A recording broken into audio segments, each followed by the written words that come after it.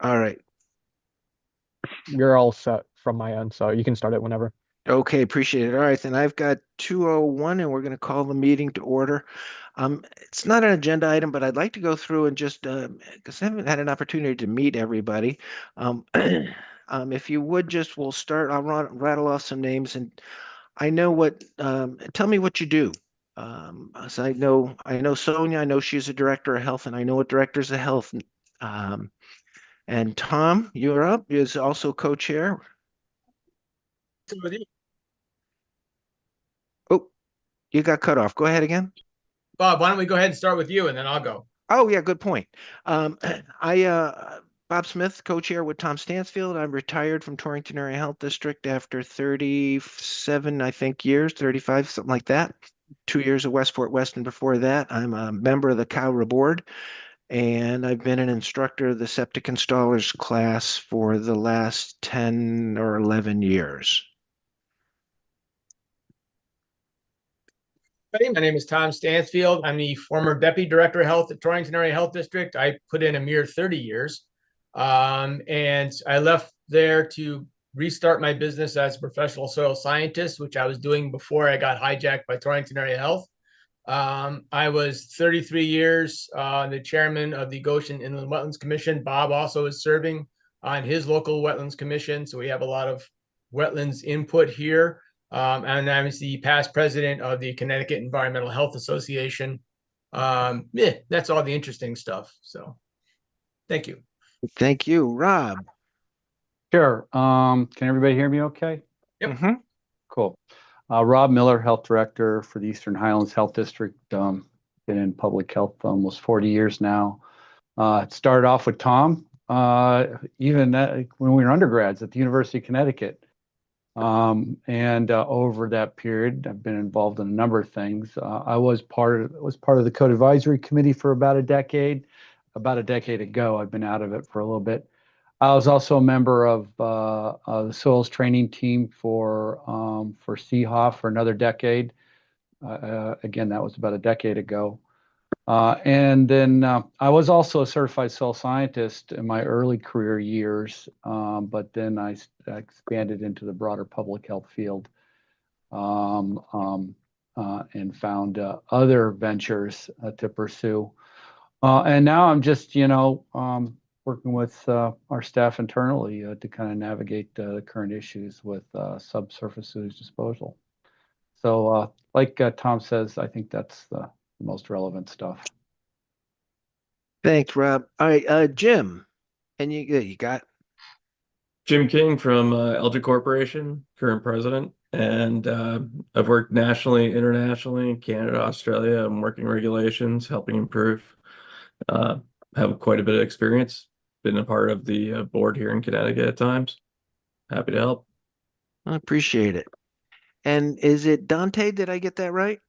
All right, Dante, why don't you tell us a little? I know you work at DPH. You want to tell us what hmm you do? Sure. I'm the regulatory affairs manager. I sit on the policy team. I'm an attorney, and I supported the septic team here with developing their regs and getting them through the process. Perfect. Thank you. And next is Miriam. Did I get that right? Yep. Hi, everyone. My name is Miriam Miller. I'm the Director of Policy and Strategic Initiatives at DPH. And part of that was working with folks to negotiate the legislation that led to this working group. Okay. Thank you. And let's see, Trenton. Hi, Trenton Cabby. I am policy staff for House Majority Leader Jason Rojas, who is the proponent of the bill that resulted in this working group. Okay. Thank you. Uh, Dave is not in our group. He's just sitting in and listening. And Audra, you're part of our group. Why don't you go ahead and introduce yourself? Can you turn your camera on so we can see your face there, Audra?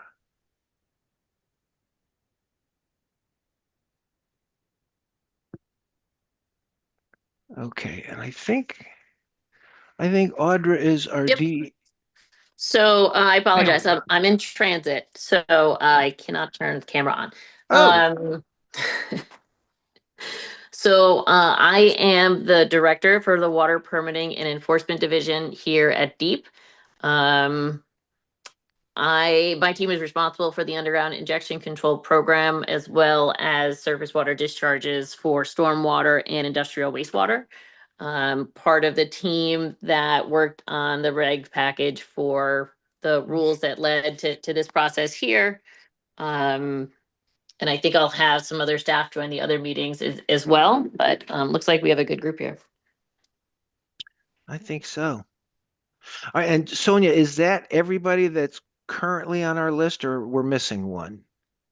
That would be our list. That's all. Okay, good. Good, good, good. Well, thank you all for indulging me because this is going to be important. We've got an awful lot of work to do. Tom and I have been in conversation. We've got a lot of work to do that we got to get done, and we don't have a lot of time to get this done.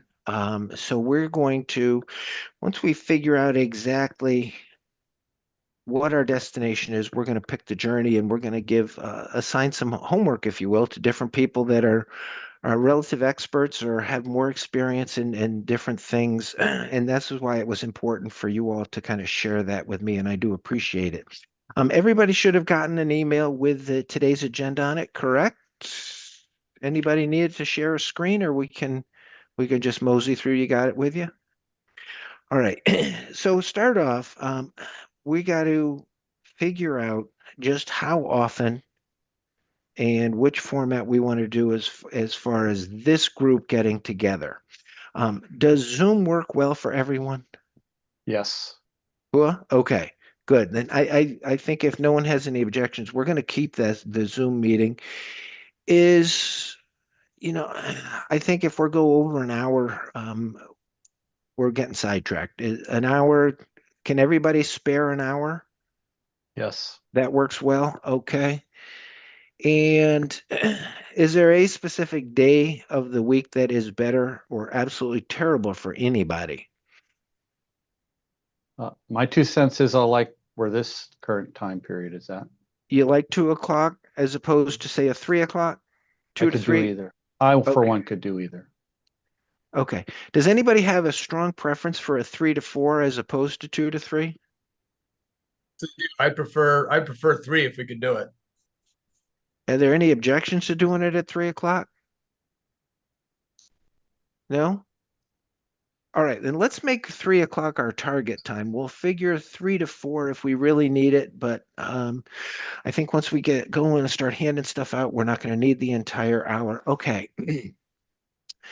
I think once we get stuff issued out to different people, I think if we meet on a weekly basis to start, and then once we get where people are.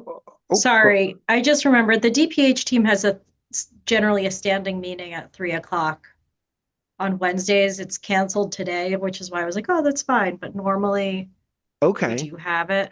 Back to 2. Yeah. Yeah. If 2 o'clock if we could do 2 o'clock, that'd be helpful to the DPH team. Sorry, it got canceled today, which is why I was well, not thinking about it. Well, then we win on this one. Now, we could do a different day of the week because it sounds like and Sonia, help me out here, the big group is going to get together, and it looks like Wednesdays from 2 to 3 is going to be their preference. So yes, I think the first meeting will be October 29th, though they wanted us to meet a couple times before we did that. And I believe even if it goes forward, it'd be every other week. So if we could do 2 to 3 Wednesdays, every other week would be. Okay. So if we disregard, thank you, if we disregard Wednesday at 3 o'clock, is there another day of the week? And I don't think we should pick a Friday, but we certainly can. Is there another day of the week that works better or is absolutely no good for anybody? My opinion, if we keep it on Wednesdays, I think we all stay consistent as knowing that Wednesday is our work group day.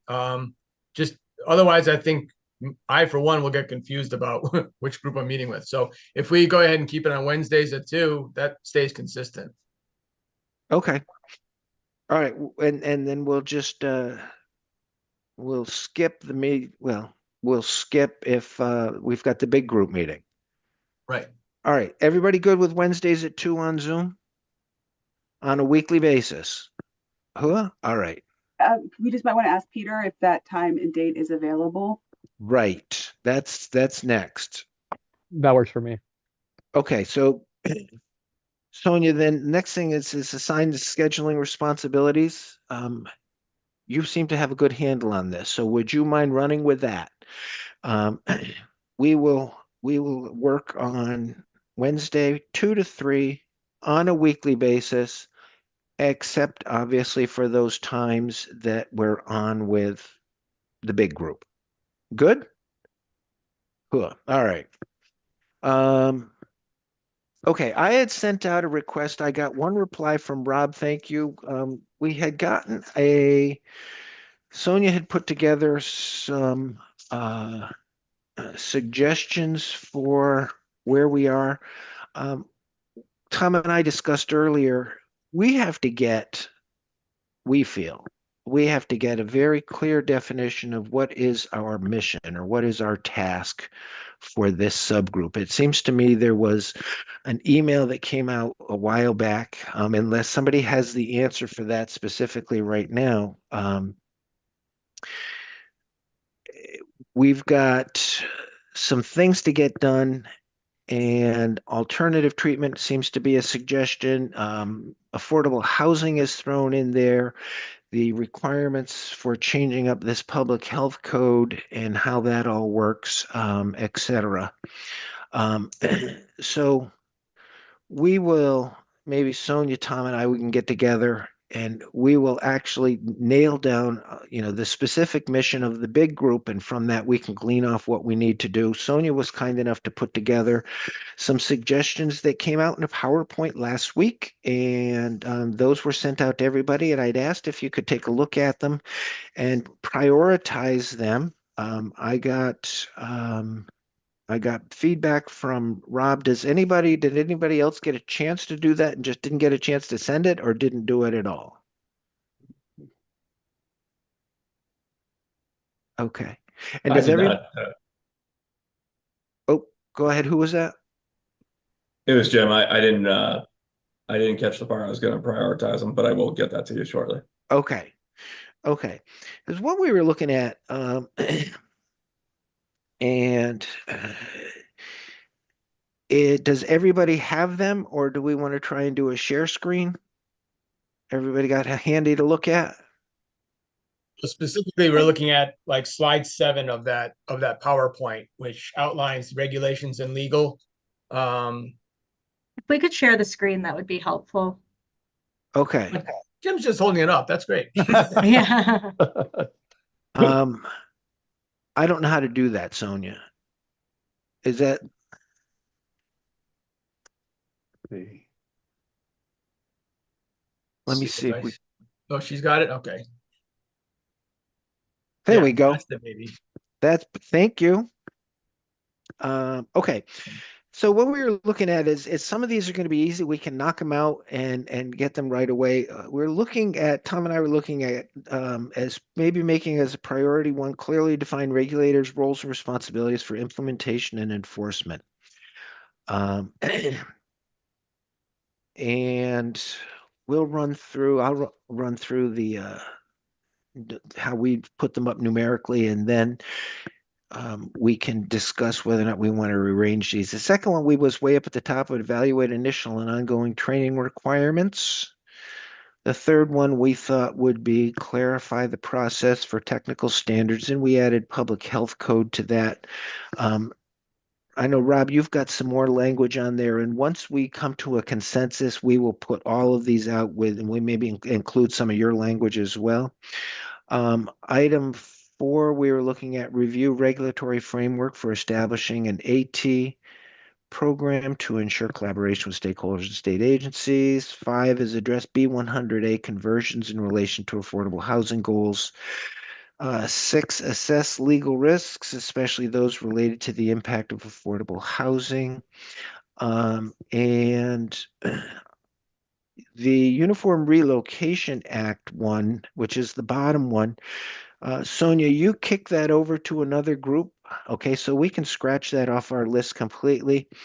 And the review the regulatory framework of the building code that allows for updates. Did that get kicked to another group also, Sonia? No, it did not. I believe that's, what we find out going forward with technical standards.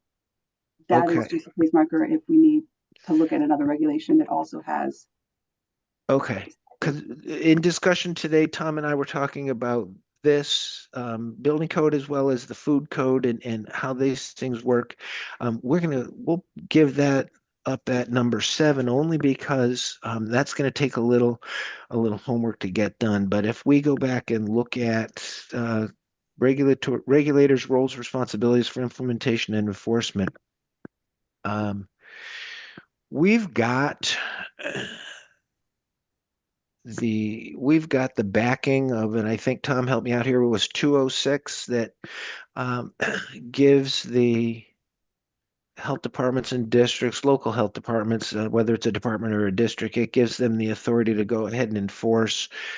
Some question has come up, and we're going to create a list that we will send, and uh, maybe Dante, you might be able to answer on this because it's going to be a legal question. It may be something we have to get confirmation for or send up to the AG's office. But um, when you look at the document that everybody affectionately refers to as the technical standards, it's actually written in 2 parts. The first part is the public health code section, and any changes made to that require an approval, what we're going through right now from the good folks at the Legislative Office Building. The second part of that document is the technical standards, and that's the nuts and bolts of how to make the thing work, if you will. And that's written such that if there are changes, those changes come from the Department of Public Health, and changes can come out once a year posted January 1st. And if not, then those changes, if there are changes along the way, somebody introduces a new product, if you will, those can happen anytime during the year. And it doesn't require the process of the public health code changes. So in our objectives, we can do more homework on that, but I think we're pretty well covered as far as what are the responsibilities. We know that roles in implementation and enforcement. Enforcement, I guess the question did come up. Public health code section of that is easily enforceable by 206. Is if someone is cited under the technical standards, the how-to component of that regulation, if it was challenged, is that enforceable in a court of law? So I think those are questions that we're going to have to get answered. Now, does anybody have, when we stick to our agenda here, does anybody have any objections to how those are laid out numerically? Want to see something moved up or move further down the line? Hey, Bob, Yes, sir, this is Rob. Rob. So since sent you that feedback, I've been, thinking further about the matter and trying to wrap my head around how these enumerated priorities will get us to the point that's charged under 2597, right? Which is to develop, to assess and provide recommendations regarding, in this case, presumably the proposed regulation changes, and their impact on the impact on the housing development and public health and the environment, and a risk-based approach. That's what it's asking us for in the Public Act. And so I guess fundamentally, right, those are our essential priorities to meet the charge of the Public Act. And so then therefore, how do we get from these enumerated priorities to what is essentially our fundamental charge? And so I'm trying to figure out, maybe that's what we're going to talk about at some point in time, but how we're going to what are the steps in between those two issues? Right. And thank you. The 2597 is that's when I said, what, we got to get a clear definition of what our mission is. I think we're going to be able to get the answer from 2597 of what it is they would like us to do. Um, in looking at um, in looking at the document that was presented, the draft document that is 25 pages long.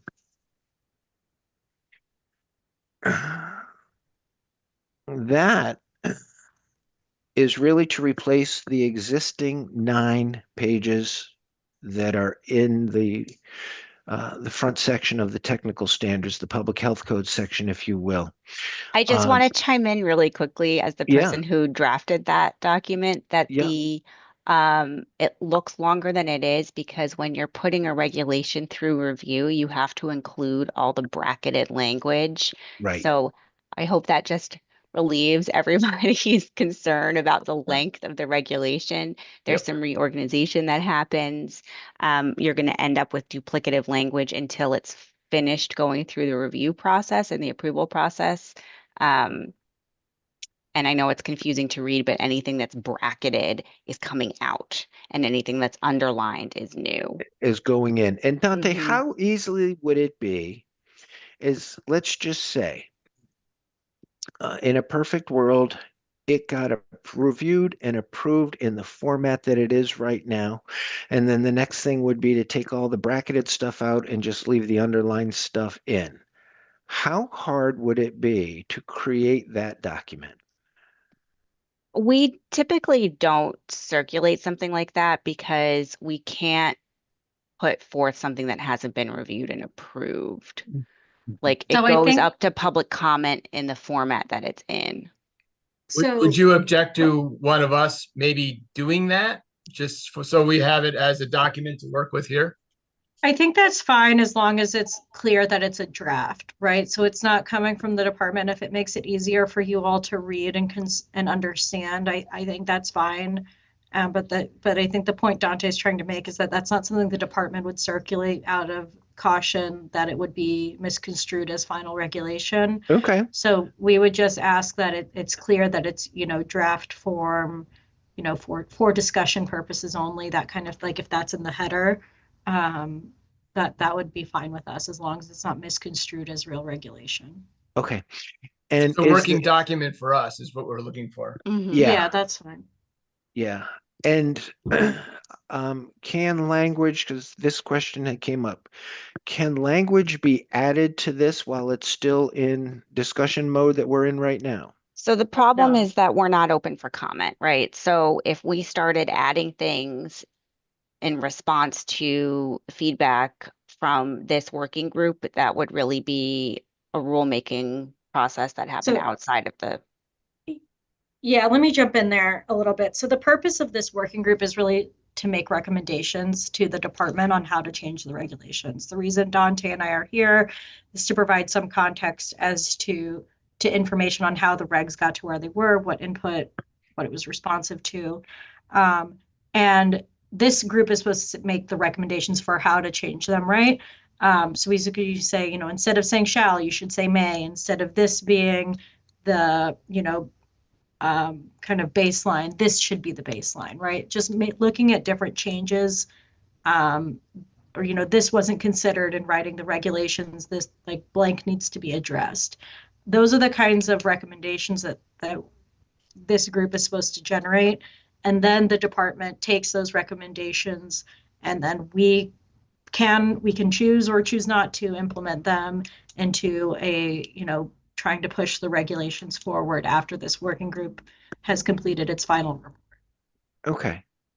So let me just throw a little for instance out, and then I think I'm going to know what the answer is. If you look under B100A for building conversion, it talks about item C as in Charlie energy conservation in the form of insulation to protect from heat loss.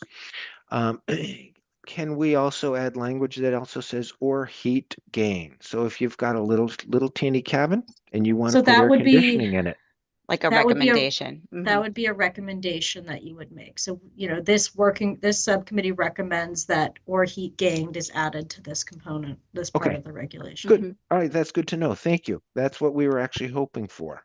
And is there a specific program that's required to change this document? No. As a draft? No. No. So the way the legislation was drafted does not require any recommendations to be implemented, but it asks that the working group generate recommendations for consideration by the department. Okay. So what generally have folks here worked on working groups before? No. Okay, Rob has. So let me just give a little background too about kind of working groups generally like this. So we're a subcommittee and we bring our ideas to the larger working group. And then the working group is going to generate recommendations, and you kind of vote on recommendations so that they can, say, a majority of the working group supported a recommendation that heat generated be added to section blah, blah, blah of the regulations, right? So I think what we want to do in this working group is discuss what the gaps are in the regulation that kind of meet the criteria that are on the screen, and lead those to making recommendations for how evaluate an initial ongoing training requirements for sanitarians and staff, right? That would have us looking at the existing requirements. What are the gaps? What's overkill? What are our recommendations for that training? If we're looking at the regulatory framework for AT, saying what are the gaps? What are our recommendations? What's considered? What's not considered? We make recommendations on that. And so then we take all of our discussion topics and our recommendations based on our discussions, send them up to the main working group who is going to put them in the report. And that report is going to be the recommendations to the legislature. And that report to the legislature is what we're going to base our decision making off for the regulations. Does that make sense? Mm-hmm. Thank you. Okay. Okay. So this body doesn't really have authority to make any official policy decisions, but it's policy recommendations. Absolutely. Okay. And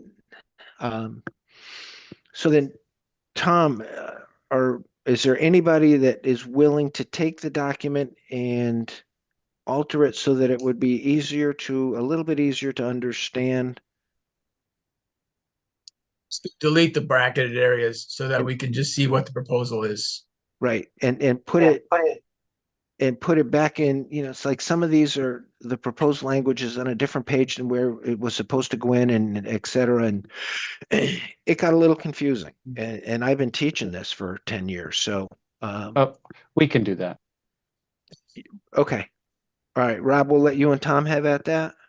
Sure. I just don't have the program to do it. So I would it's in PDF format. If you could convert that to Word, I'll do the work. I just don't have the ability to convert it. We can take care of it. All right, we're gonna let Rob do that then. Thanks, Rob.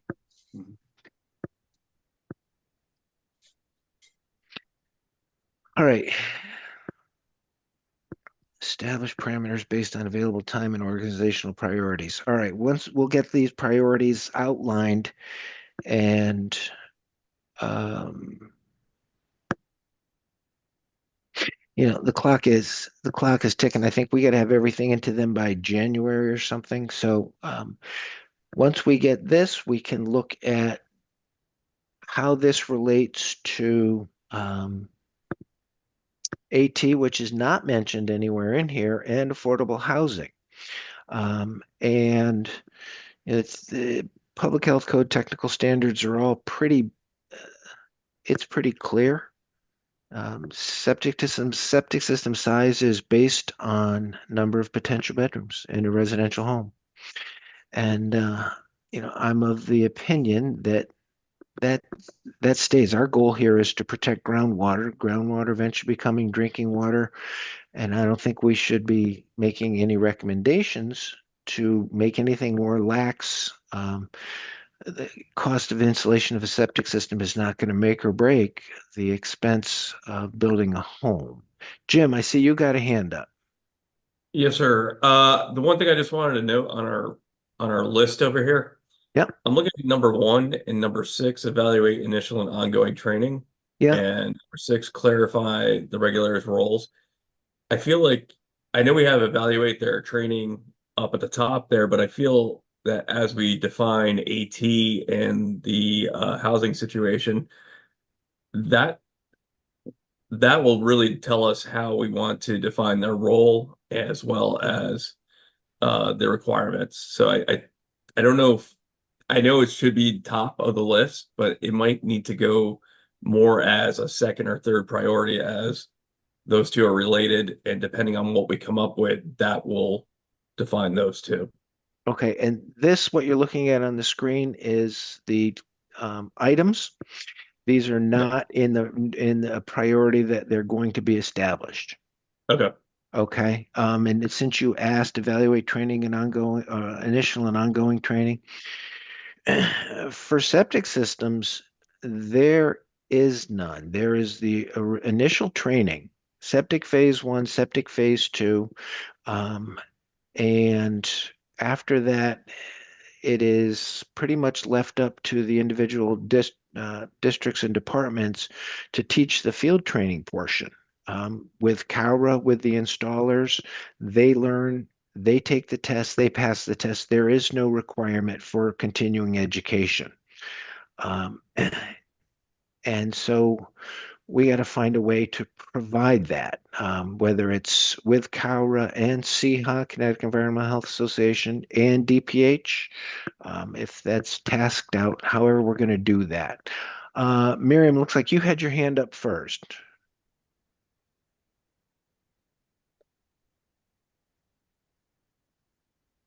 Sorry, I was trying to get to my unmute button. I do want to go back to something you just said, Bob. Sure. And I think it's kind of counter to what we've been negotiating, that the cost of a septic system is not going to make or break the cost of a home. So I do just kind of want to put that on record for the working group, if that is the case, because that is something that has been pretty challenging for us, and has been kind of a basis of a lot of the pushback against these regulations. So, I mean, if that's something that this working group comes to consensus on, like this subcommittee, that would be good to discuss a little further, I think. Because DPH, I would say we agree with that, but it has been something that has been argued against us. Sure. I would second that. Cost is definitely something that comes up very routinely in the development of the regulations and processes here. And that was a big one for this specific regulation. Okay. And I understand, and you look at $250 to $275 per square foot to build a house. Material and labor is through the roof. We can certainly look at what people have spent on septic systems, and it truly also depends upon what's required. If you're in an area of high groundwater, in an area of high ledge rock, slow perking soils, all of these things increase the cost of a septic system. I'm not sure there's one good standard answer, but we can certainly put that out for discussion little in the future. Rob, you were next up. Yeah, a couple of points. One regarding the cost of a septic system. My perception is, and anybody in this work group can correct me if I think my interpretation here is off, but one of the motivators behind delegating larger volume septic systems to local public health was to reduce the regulatory oversight for such systems, and then therefore the cost. And so the adoption, implementation of these regulations as they're currently written will, in my mind, at least for those size septic systems, significantly decrease the costs. I think everybody understands in this group, one of the motivating factors was the was the time and effort to go through Connecticut DEEP process for getting larger size subsurface sewage disposal systems approved and online.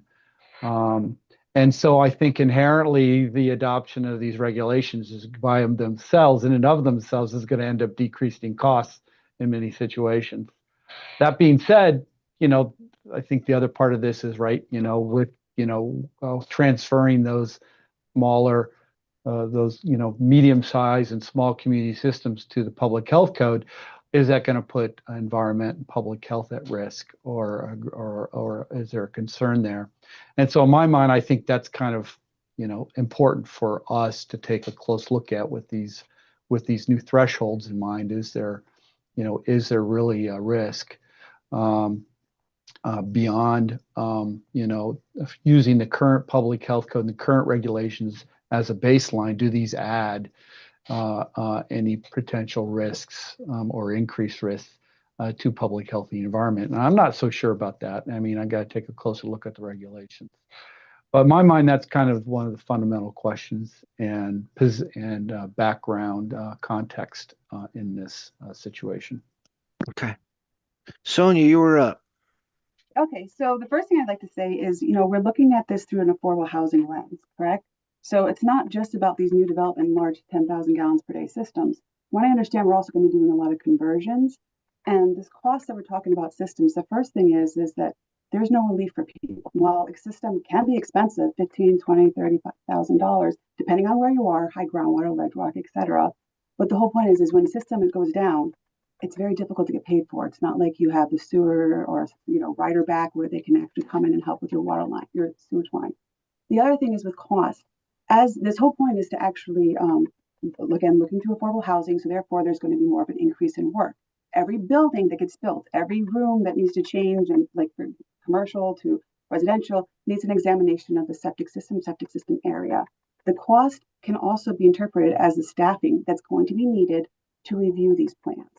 So, as we're talking about cost of a system, it's actually, in my opinion, cost of getting those systems approved. Okay. And Audra? Yeah, thank you. So I agree with what everybody is saying so far. I would note that, the cost does extend to maintenance as well, right? So it's short-term costs and then there's long-term costs that need to be evaluated. That was also a big topic that came up during the regulation development. And I don't know if everybody's background, if they're aware of some of the national discussions and rulemakings and Supreme Court rulings over the last decade or so that have really impacted the way that we permit subsurface systems and what we look at when we're doing that in terms of a technical review. So I do have a summary. I'm happy to share it. That would be helpful. Okay, yeah. It covers Supreme Court rulings from Maui to surface water discharges and impacts there that are affected by these groundwater discharges. So I can share that via email if that's helpful for everybody. That would be great. Thank you. Sure. Okay, and this is good because, Tom and I got asked to be co-chairs, and there was a lot of this that went on prior to us getting put on this working group and being then charged as co-chairs of this smaller group. There's a lot of stuff that went on behind the scenes that are already going on. We certainly appreciate that. All right, so if we look at our agenda for today, what information is essential for making informed decision making? I think we're getting it. We're going to get we'll get that information, that national information out. This kinds of discussions that we're doing right now will help. And then once we get all the cards on the table, then we can figure out where we're going to go next. Bob? Yes. I just wanted to say, Ms. Dixon, if that's the information that you sent, I can send it on to this group as soon as we're off the meeting. It was very good and very informative. So I can definitely send it out if that's what you want. Oh, yes. Yeah, that'd be great. Send it right okay. now. If you've got it, you can send it out. I'd appreciate that. Okay. So, Bob, if I may add, do you mind? Yeah, go ahead. So I think, I mean, going back to the original charge under the Public Act, I think we should be kind of asking ourselves questions, again, as it relates to the current proposed regulations. I understand the AT is out there also. But, you know, is the current proposed regulations protective of public health? Question mark, you know. You know, what impacts do the current proposed regulation have on affordable housing? Question mark. You you know, what kind of what costs are associated with the current regulations as are proposed? Are they different from the current regulations? It seems like if you kind of streamline some of some of the issue down to very basic questions like that, which in my mind are kind of targeted to specific to directly address the charge of the work group as kind of as really a part and parcel to the objectives that we're trying to identify here, then that clarifies and crystallizes things in my mind, at least, as we're trying to move forward with this thing. All the other priorities that we've identified here, I certainly agree are priorities. And, you know, as a local public health director, you can see that they're certainly bent towards the interest of local public health, and I totally support moving forward on those things. I'm just trying to identify a way to get to meeting the charge of the Public Act. Okay, Tom. I think that the more I sit and think about this, and Bob, you and I had a great discussion about, we got into the weeds, we got deep into this, the regulations and what's being said. But I think Rob makes an excellent point, and perhaps the rest of us could chime in a little bit, yay or nay. But Rob, basically, you're finding a specific charge that was made to this group right in that legislation that created this group. So I like that very much. I think we should take a stronger look at exactly what was written there and maybe stick closer to that. It probably, like, to use your word, Robert, crystallizes pretty well what our goal is here. Thank you for that. I think I got lost in the weeds and got really discussing all the tiny little nuances, when really what we're supposed to be looking at is the overall impact of this based on that charge of affordable housing and whatnot. That brings me back to Bob Smith's response, which was, how can we say that this is yay or nay for affordable housing when the whole purpose of it is to protect public health in general? So if we're going to create a regulation that is science-based, it's got a proven track record, there's to modify that for affordable housing is a difficult question for this group, because how can you justify that and say, well, if it's affordable, we'll reduce the size of the system? It doesn't make any sense to me. So I'm just throwing that out there now as a group starter, there. But Rob, thank you for that. I think I want to look more closely at the original charge and see if we can't, if I can't reel myself in, because I'm way into the technical end of this, and I'm not sure that's where I should be right now. And Rob, you said, thanks, Tom, that 2597 is the, Yeah, I think that's the one. And Sonia, Yeah. if you've got that handy, Section 49. Section 49, if you could send that out one more time too, please, because I think that's going to help. I think that's going to help me and Tom and I to clearly identify our mission, or our, what exactly it is we are tasked Yeah. with. Yeah, that's our charge pursuant to the Public Act. Okay. It's clear in that regard. Okay. But so from that charge, I think we need to parse out specific questions that we need to ask ourselves to address the charge. Like, are the current proposed regulations protective of public health? Yes or no? If no, then why? What sections are not protective? Things like that. And I think those questions are going to be easier found once we get the document revised, if you will. Tom, I think you were next, or is your hand left up from before?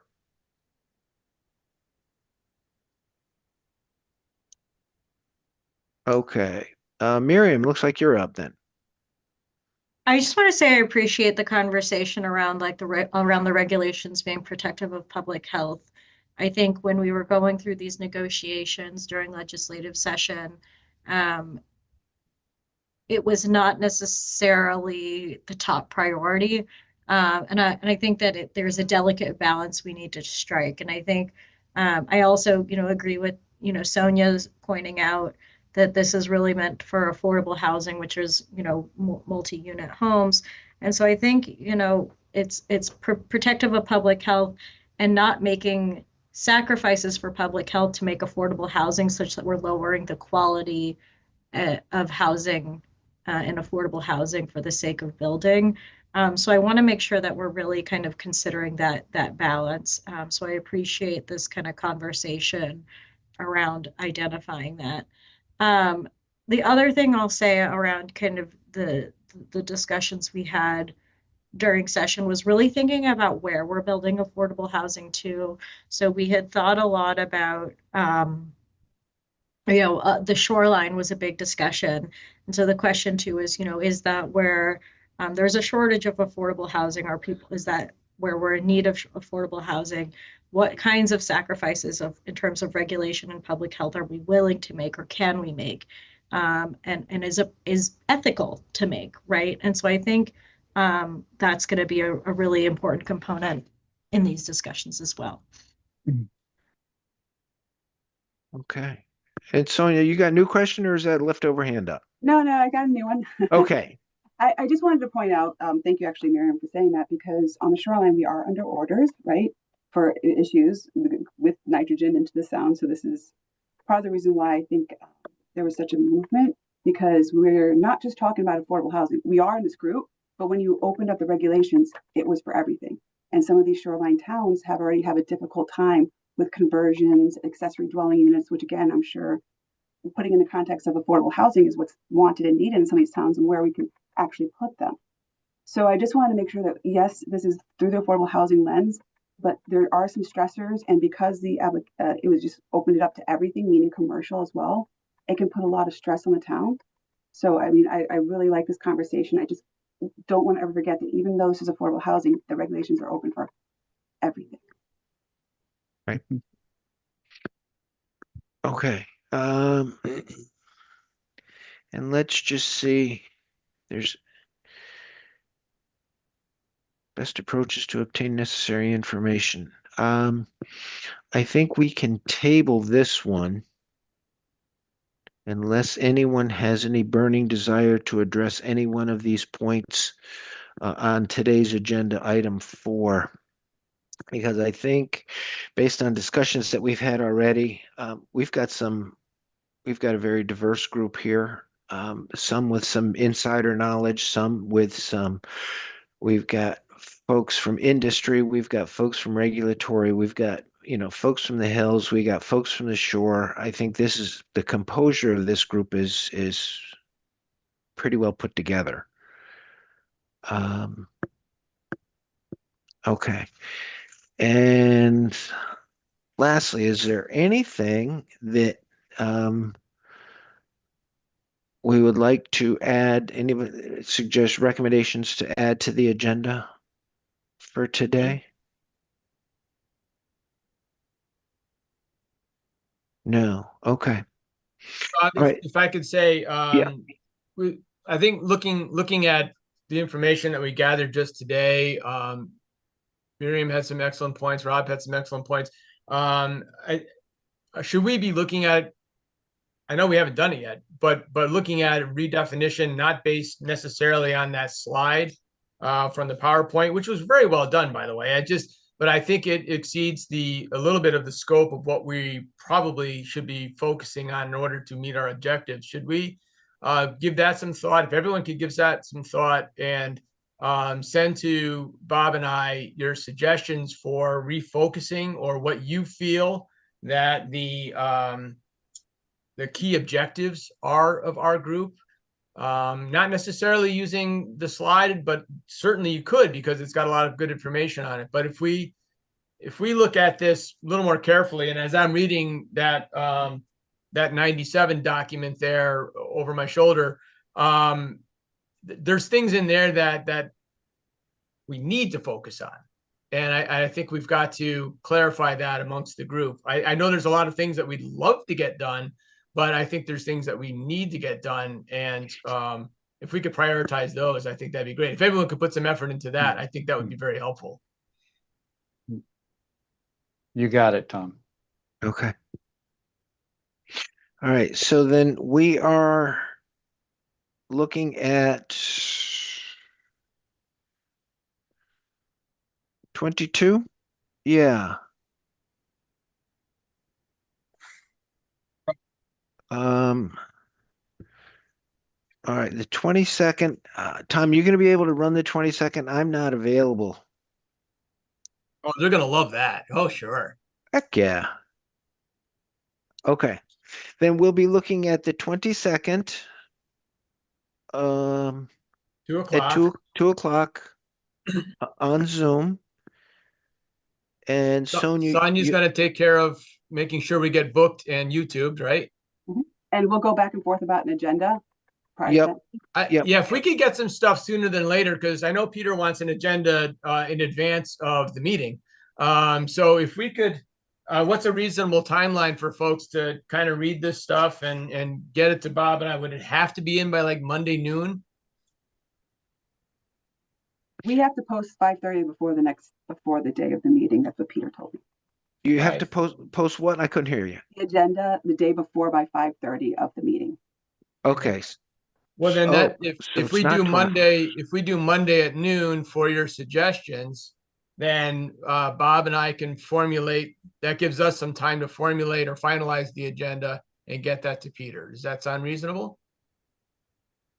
Now, the agenda is going to be fairly simple, because basically, I'm going to be, it's just going to be, probably here's the agenda, folks. It's going to be determining our focus so that we move forward in an orderly fashion. So get me those focus points so that we can then keep moving forward. Does that make sense to everybody?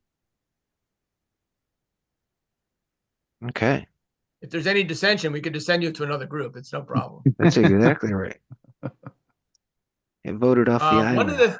Bob, one of the things we did not bring up today, and I just want to throw it out there because I know it's getting late. We do have an attorney on, Dante, is the question of the legality of the technical standards a question at all? Or is that just... No, and I would like to chime in on that. So Thank one you. of the things we achieved in legislative session last year was to secure authority for the technical standards in our statutes. Yay, I know, it's something that probably should have been done a very long time ago.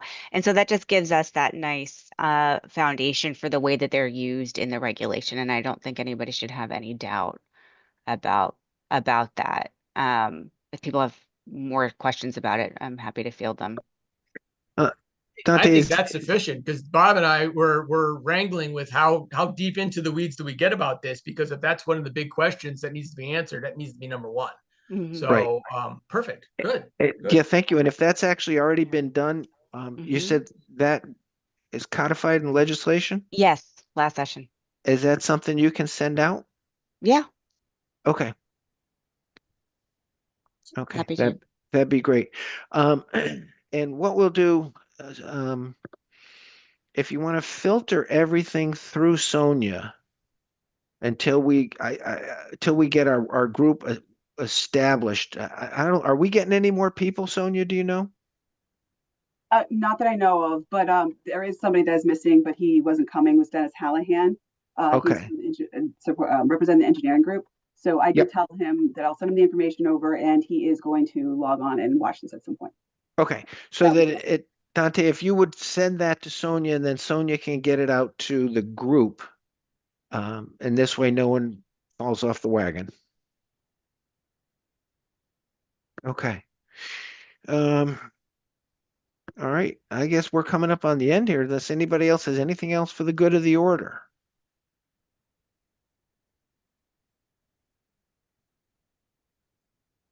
All right. Hearing nothing, we'll take a motion to adjourn. Motion. Let's see. I saw Miriam and I saw Rob Second. for a second. All those in favor? Aye. Opposed? I know, gotta ask. All right. And any abstentions? None at all. Good. Then we'll put it down as unanimous and we're going to call this at 14:56. Thank you all. And we'll look forward to getting that feedback from you before noontime on Monday. Thank you. Thanks, everyone. Thank you.